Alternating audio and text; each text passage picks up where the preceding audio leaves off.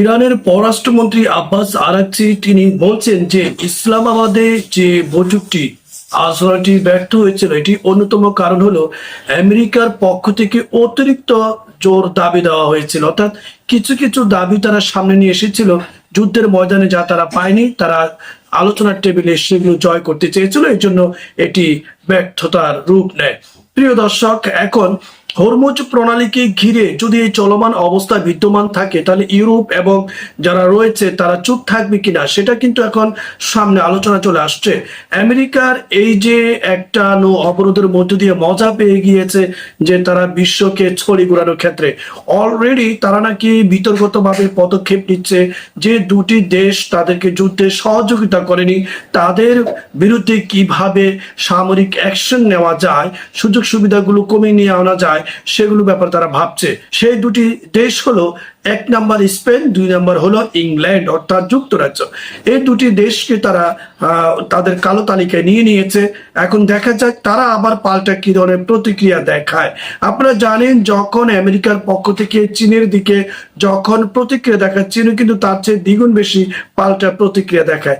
এখন ইউরোপের সাথে যে আমেরিকার যে একটা বন্ধুত্বপূর্ণ সম্পর্ক রয়েছে সেটা যে ফাটল ধরেছে ইরান যুদ্ধের মধ্য দিয়ে, সেই ক্ষেত্রে এই মুহূর্তে এসে ডোনাল্ড ট্রাম্পের প্রশাসন যদি স্পেন এবং ইংল্যান্ডের প্রতি তাদের যে একটা নীতির যে বহির্ভূত একটা কাজ করার বা কঠোরতার ব্যাপারে তারা যে পদক্ষেপ নিতে চায়, এর পাল্টা প্রতিক্রিয়া এরা কেমন দেখায় সেটা বিশ্ববাসী চেয়ে থাকবে। তো আমরা এখন বলতে পারি যে হরমুজ প্রণালী নিয়ে যে ডোনাল্ড ট্রাম্প যে গেম খেলছে, এই গেম খেলা কিন্তু অবশ্যই আপনার ইরান অবসান ঘটাবে।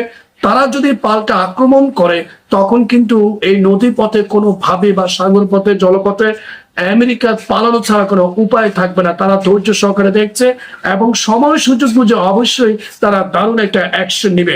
ইরানের পররাষ্ট্রমন্ত্রী আব্বাস আরাকচি যেহেতু বলছেন যে তিনারা রাশিয়ার সেন্ট পিটারবার্গে পৌঁছানোর পর স্থানীয় সাংবাদিকদের প্রশ্ন জবাবে যে বার্তা দিয়ে দিয়েছেন, এই বার্তা জানার পর ওনাটা অবশ্যই একটু নমনীয়তায় আসবেন এবং তিনি সিদ্ধান্ত নেবেন যে ইরানকে চাপে ফেলে অতিরিক্ত বল প্রয়োগ করে বা অবরোধ দিয়ে কোনোভাবে দমিয়ে রাখা সম্ভব না।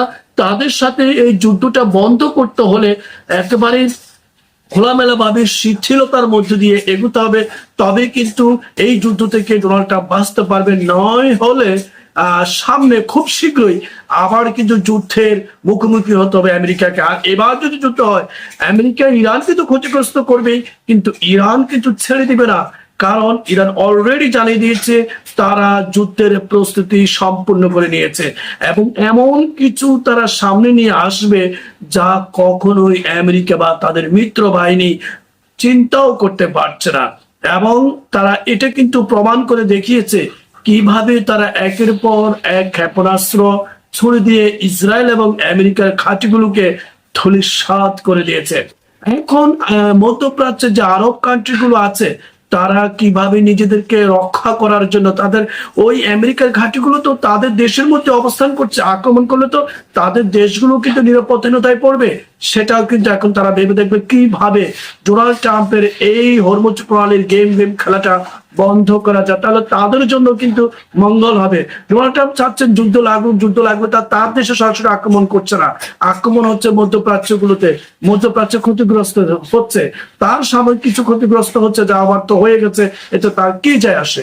কিন্তু এখন মধ্যপ্রাচ্যকে আরব রাষ্ট্রগুলোকে ভাবতে হবে তারা তাদের যে পাহারাদার হিসেবে যে আমেরিকাকে এতদিন বিবেচনা করেছিল যে তাদেরকে রক্ষা করবে, এখন কিন্তু সেটা দেখা গেল যে আসলে আমেরিকা নিজেকেই নিজে রক্ষা করতে পারছে না, কিভাবে আরব কান্ট্রিগুলোকে রক্ষা করবে। সেই জন্য হয়তোবা আরব কান্ট্রিগুলো এখন রাশিয়া এবং চীনের প্রতি ঝুঁকছে এবং তারা হয়তোবা নিজেরাও ভেবে দেখছে যে ইরানের যে আক্রমণগুলো ছিল, ক্ষেপণাস্ত্র হামলাগুলো ছিল আকাশ পথে, সেগুলো তারা নিজেদের উদ্যোগেই কিন্তু আরব কান্ট্রি নিজেদের কি বলে আকাশ পথের কৌশলগুলো দিয়ে তারা সেগুলোকে প্রতিরোধ করেছিল, অর্থাৎ নিজেরা প্রতিরোধ করতে সক্ষম সেটা তারা দেখিয়েছে, যেটা আমেরিকার পক্ষ থেকে তাদের ঘাঁটি থেকে কোনোভাবে সহযোগিতা করা হয়নি।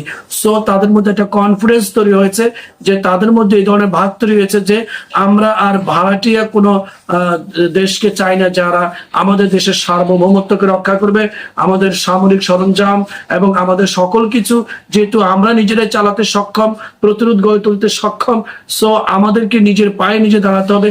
এই ধরনের হয়তোবা চিন্তা তাদের মধ্যে কাজ করছে।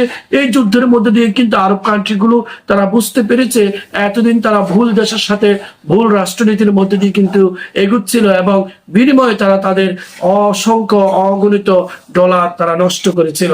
এখন ইরান এই যুদ্ধের মধ্যে দিয়ে কিন্তু তারা বারবার সতর্ক করে বলছে যে তারা যাতে এই অবরোধ মুক্ত থাকে এবং পারমাণবিকের সমৃদ্ধকরণের ব্যাপারে যাতে কোনো ধরনের আলোচনা না আসে, এটা সম্পূর্ণ ব্যক্তিগত রাষ্ট্রীয় ব্যাপার।